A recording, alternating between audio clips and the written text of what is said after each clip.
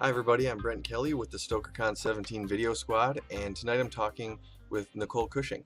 Nicole is the award-winning author of Mirrors, Children of No One, and Mr. Suicide, just to name a few, and her recent work, The Sadist Bible, is nominated for the Bram Stoker Award in the long fiction category. Thanks for stopping by for a chat tonight, Nicole. Great to be here.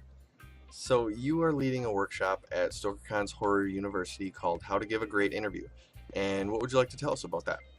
Well, first, let's acknowledge the 500-pound gorilla in the room, which is I'm giving this workshop about interviews, about how to give a great interview, and here I am being interviewed. So no pressure, obviously, on me to give a great interview here.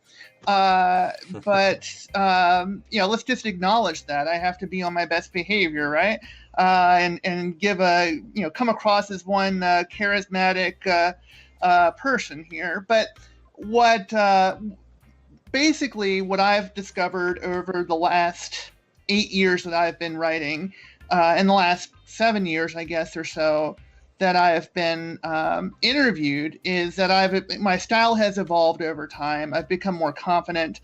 I've done it a lot. I've been interviewed by Rue Morgue. I've been interviewed by Black Static. I've been interviewed by FM radio stations. I've been interviewed by newspapers in San Francisco and in Louisville and that kind of thing. And I've gotten a sense of what works and what doesn't work.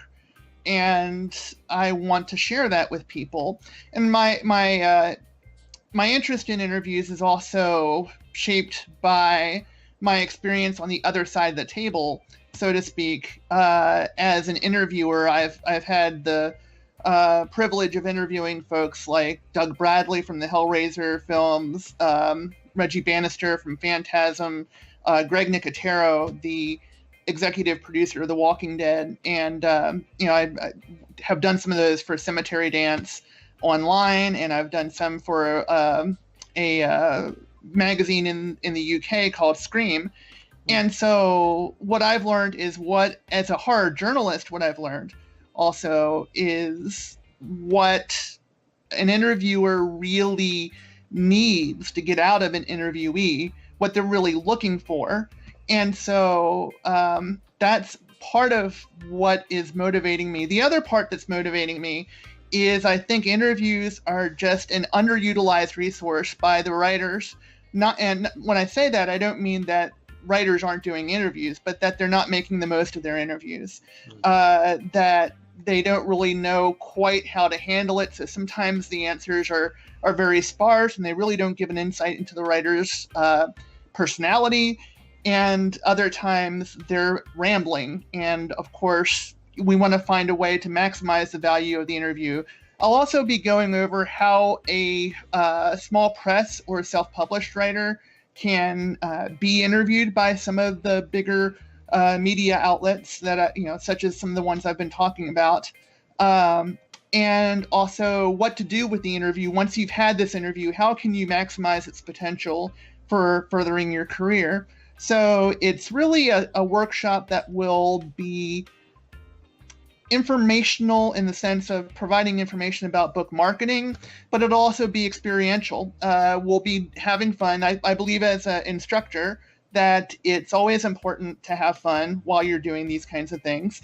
And so we're going to have some interactive exercises. We're going to have some mock interviews, actually, kind of simulating interviews. And so I think that'll be kind of fun for people too. And also doing this in a non-threatening environment where you're not doing an interview for real in front of a camera. You're doing it in a workshop in front of a camera. Where I have some ideas as far as simulating, even blog interviews and this kind of thing. And just to kind of get a sense of, what people can expect and how they can maximize the impact of these interviews. Now, you'd use the word non-threatening. Are there would you be going over any techniques for actually threatening your interviewer or intimidating them? I don't recommend threatening your interviewer. I don't think that would yield very good results. What you want actually is chemistry between you and the interviewer. As you can tell, that like the kind of chemistry that we have, where we can joke with each other, and you want to have a connection. And sometimes it's interesting. I've interviewed people, and I've been interviewed by people, and you can tell when there's chemistry going on between interviewer and interviewee, even if it's people who've never really met. Like, I've never really met you before. I literally haven't met you before this. We met right before this. But you can, if you have a chance to kind of joke around a little bit and you feel like you're kind of on the same page, then there's something to that, and that's what you want to develop. Would you care to tell us a little bit about the Sadist Bible? Sure. Debuting at StokerCon actually is going to be this lovely little illustrated print edition of the Sadist Bible, just the right size that you can tuck it into the hotel's nightstand right next to the actual Bible. So that way, if you buy it, you can always just kind of leave it behind as a gift for hotel patrons. But you probably don't want to do that. You probably just want to take it home and read it.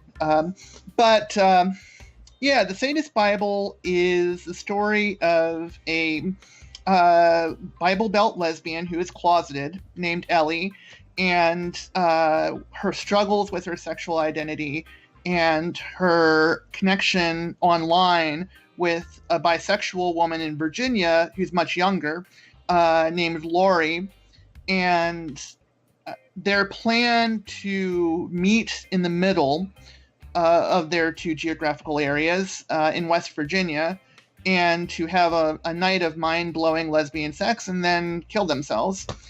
And it's about the fact that Lori has certain secrets about her past, and she has a connection to a mysterious and hideous supernatural realm and the entity that controls that realm, and it goes from there, basically. So what my publisher has likened it to is the kind of a lesbian version of The Hellbound Heart by Clive Barker. And I can see that, because there's a lot of supernatural elements, a lot of kind of spiritual elements, but the spiritual elements in my work are transgressive in the sense that you can read in a certain criticism of conventional religion and spirituality in there, and so it's different from Barker's work in that way.